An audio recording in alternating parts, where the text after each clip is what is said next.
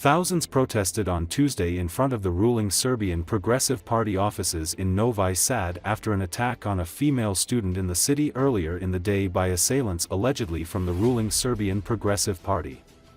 Serbia's populist Prime Minister Milos Vučević resigned Tuesday in an attempt to calm political tensions and pressure roiled by weeks of massive anti-corruption protests over the deadly collapse of a concrete canopy at a railway station. The collapse, which killed 15 people, has become a flashpoint for broader dissatisfaction with Serbia's authoritarian rule, reflecting growing public demands for transparency. Vučević said the immediate cause for his quitting was an attack on the female student in Novi Sad. Vučevic's resignation could lead to an early parliamentary election. Pro-government media said President Aleksandar Vučić will attend a cabinet session on Tuesday evening to decide whether a new prime minister-designate will be appointed or an early election called. The resignation must be confirmed by Serbia's parliament, which has 30 days to choose a new government or call a snap election. Opposition parties have said they would insist on a transitional government that would create conditions for a free and fair election. Vučic's populists have faced accusations of irregularities during past elections. Vučević became the prime minister in April 2024, after the Serbian Progressive Party won most votes in an election marred by tensions.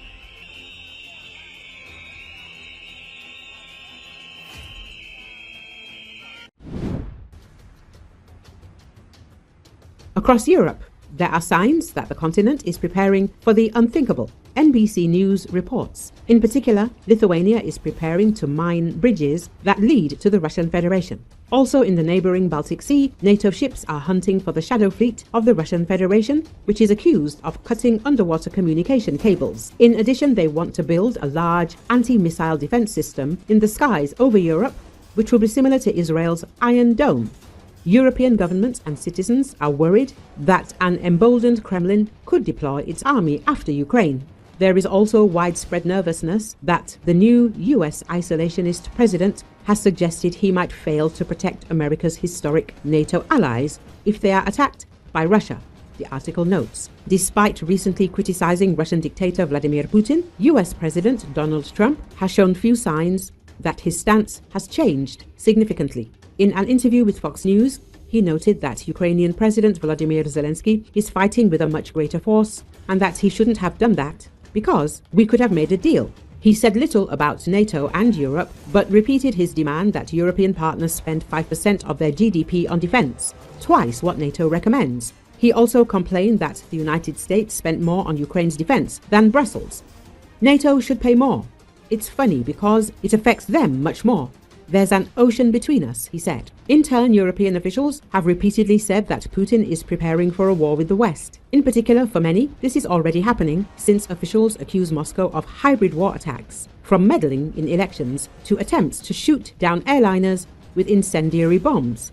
The Europeans take this very seriously, said retired Lieutenant General Ben Hodges, the former commander of US Army Europe from 2014 to late 2017. According to him, the Eastern European countries that are closer to the Russian border know that this is real because they live there. However, those people who live in Western Europe or the United States, that is, far from the aggressor country, say, come on, this will not happen. Europe must be prepared for the most extreme military contingencies. Put simply, to prevent war, we must spend more. If we wait longer, it will cost us more, an EU official wrote in an email to NBC News when asked whether the continent was preparing for a worst-case scenario of war with Russia. The publication noted that the Baltic countries, namely Lithuania, Latvia and Estonia, are particularly vulnerable to a possible conflict with the Russian Federation.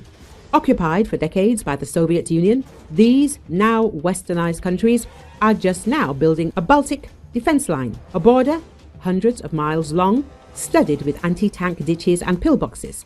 Lithuania has already purchased stockpiles of dragon's teeth, concrete pyramids designed to stop tanks, and plans to mine its bridges to the Russian exclave of Kaliningrad, NBC News reported, citing a statement from the Lithuanian Defense Ministry. At the same time, the author of the book, Who Will Defend Europe? Awakened Russia and the Sleeping Continent, Keir Giles, believes that the problem is that countries further away still pretend that the war is something that happens to other people. Moreover, the efforts are further complicated by the political situation. Leading European parties are being challenged by populists who often mix their strong opposition to immigration with a softer and sometimes even friendly stance towards Russia. The publication notes, therefore, now the real problem is seen only by those who believe that Russia's war against Europe has already begun. Those who don't worry just don't care, Giles said.